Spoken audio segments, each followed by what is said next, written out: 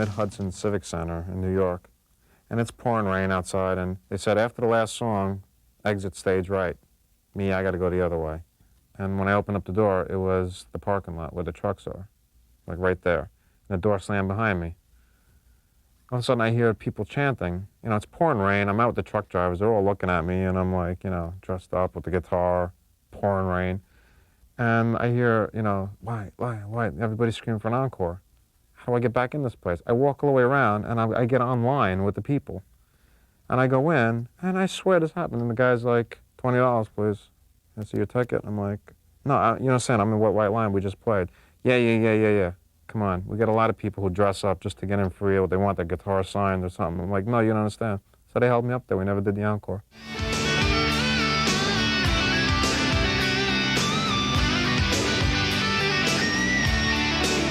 The obsession of guitar came with the obsession of Jimmy Page and Led Zeppelin. There were others, you know, the Robin Trowers, Hendrix, Pat Travers, you know, but Jimmy Page was the obsession. It was like, I had to be like Jimmy Page, you know. And then after that, it was like only a few years later when Eddie Van Halen came out, and then that was it for me. You know? Eddie Van Halen opened a lot of things for me, you know, like a lot of people want to play like him because they want to be like him, but like for instance, you know, with the guitar I'm holding, you know, by that time I had a Stratocaster with the little single coil pickups, and I had my Les Paul with the humbucker because I knew I loved the sound of the Les Paul, but I liked the feel and I liked the bar, the tremolo bar on a Strat. And it just, Eddie Van Halen made me realize, well, you can put the electronics of one guitar in another. And I didn't know that. So, and then it was like you hear certain things in your head. It's like, you know, I always used to wonder myself, like, okay, I'm playing down here. Wouldn't it sound wild if I could all of a sudden go up here? But how do you do that? You know, your fingers aren't that long.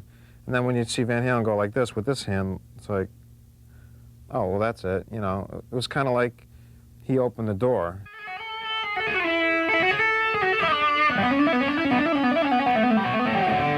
I always loved Boston and Journey and Van Halen and stuff like that. It was like heaviness with melody. It was like, you know, when I plugged into an amp, you want to be heavy like Eddie Van Halen, but at the same time I loved Elton John.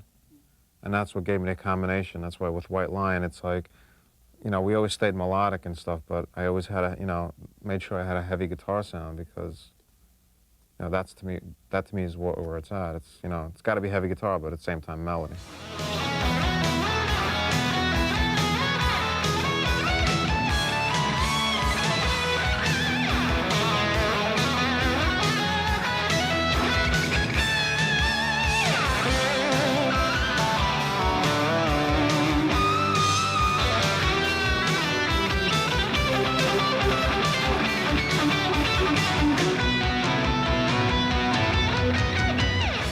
I mean, if you just, you know, doing that and you can say, you know, and start hearing a melody in your head that somebody would be singing, well, when it comes up to doing a lead, he's not singing anymore.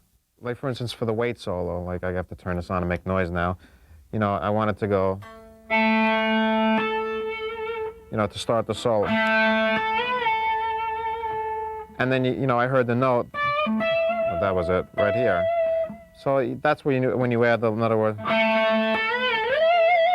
you know, the little trill, you know, shaking and the little subtleties. But originally you hear da da da da da, and it's like that's a melody. Mike could have sang it, and that's, you know, I piece it together.